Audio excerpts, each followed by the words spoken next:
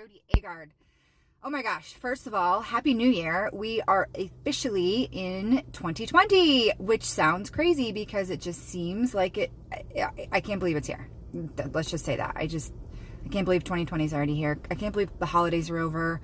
Like, where has this past year gone? Who knows? Okay, so today I want to talk about dismantling our beliefs around self-care. Because here's the truth. If we have beliefs that don't help to promote our self-care practices and taking care of ourselves, we are not going to do it. And especially as moms who are just juggling so many different things. And so I really wanted to highlight what some common misbeliefs are around self-care. Because the truth is that once we're aware of them, then we can reprogram them, we can reframe them. But until we really shine the light on some of the misbeliefs, the common ones, it's going to be really hard to do self-care. Because if we just don't believe in, the power of it, and we have just these beliefs that really get in the way of taking care of ourselves, we are not going to take care of ourselves. And so let's shine the light on the most common that I see in my own coaching practice, as well as just the women around me in society. Okay. So misbelief number one is that there is this idea that no matter what or how you are using your time, there is never enough time for self-care. This was one of my really, really, really big ones when I first started a decade ago, was that I was a single mom at the time. So one of my big beliefs was that I just don't have time, and self-care must be for the people who are married and who have a support system, and who have a husband and a partner. But that's not me, because I'm a single mom. So I had to really shine the light on that belief. And what I realized was that was actually true. I didn't have the time for it. There was always something to be done. There was always laundry. There was always a mess to clean up. There was always, homework to do with the kids. There was always something there to pull me away from myself, which is why I had to make the time.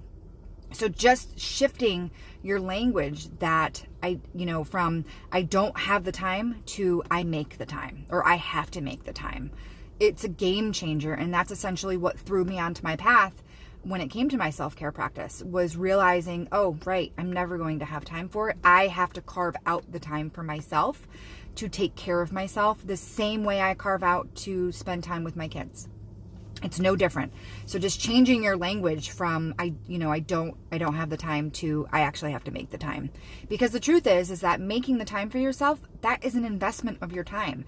There's this idea and this misbelief that the time that we spend on ourselves is time away from the kids, or it's time away from the family, or it's time away from our partners and our spouses, or from the household, or from doing all of these other tasks that we have to do. When really the truth is that it's an investment of our time. The time that we spend on ourselves, those little tiny moments that we're spending to nurture and care for ourselves, whether it's a yoga class or a lunch with a friend or a massage or just meditating or journaling or reading a good book, those are investments of our time, and they are valuable. They're so valuable. But we have to see the value in them before anything else can change. Okay, misbelief number 2 is that our worth is defined by our doing.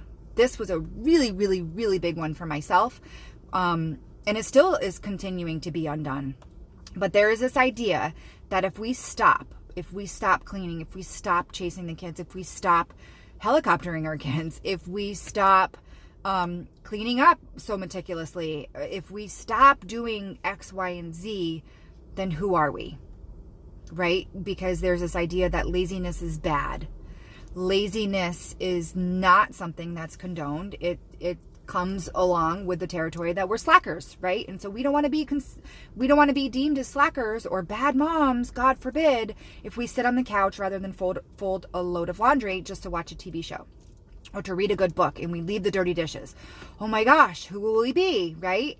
And what you have to realize is that your worth is not defined by doing. It's defined by who you are as a person, who your character is. It has nothing to do how clean your house is, how many loads of laundry you have folded and put away, how, fill in the blank. There's a zillion ways that we just forget our worth and where it really comes from. And it is not defined by doing.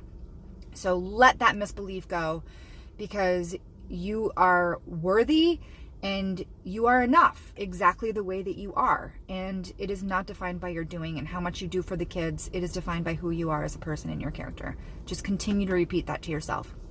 Number 3, I don't know what to do.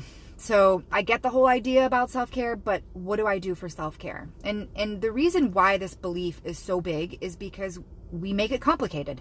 We make self-care and taking care of ourselves this big ordeal and this big idea that we have to add ourselves, hours on end into our schedules. And that's just simply not true.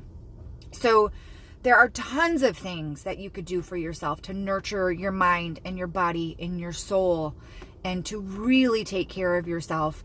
But you have to just have this idea in the back of your mind that whatever it is that you're doing, whatever that thing is that you're doing to take care of yourself, it makes you feel a little bit more okay. It makes you feel calm. It makes you feel happy. And the truth is that changes in every single moment. Maybe one thing that makes you feel a little bit more calm in one moment could be sitting and watching a TV show. Maybe on another day, it's just sitting on the couch and staring up at the ceiling, or maybe closing your eyes. So you have to give yourself permission that it changes. And it might be changing on a daily basis. But the key question to ask yourself is, what do I need right now? What do I need right now to feel good in my body, in my mind, in my soul, in my heart? What is it that I need to feel good? And giving yourself permission to do those things just for a couple of minutes a day. You don't need a lot. Again, don't make your self-care practice complicated this year, because that is essentially what will block you from actually taking care of yourself and showing up for yourself and giving yourself permission to have some me time. So you just want to continue just to not make it complicated and have it easy, right? So those are the 3 misbeliefs. 1 is I don't have time. 2 is your worth is defined by doing. And then 3 is I don't know what to do. So take those with you, write them down, shine the light on your misbeliefs, add to your own too. The list could go on and on and on, I'm sure. I know it could, because I've coached many clients and we've talked and we've unraveled so many of these misbeliefs that we have around being a mom and our self-care practice and all of those things. So be kind to yourself this year. Take care of yourself in your mind, in your body, in your spirit. Give yourself permission to do that in 2020. And as always, if you thought of that mama bear who really needs to hear this message, please, by all means, send her the link, send her the YouTube video, send her the IGTV, send her over to me and send her the link to this video so she can get some self-care goodness. All right, mamas, have a good one.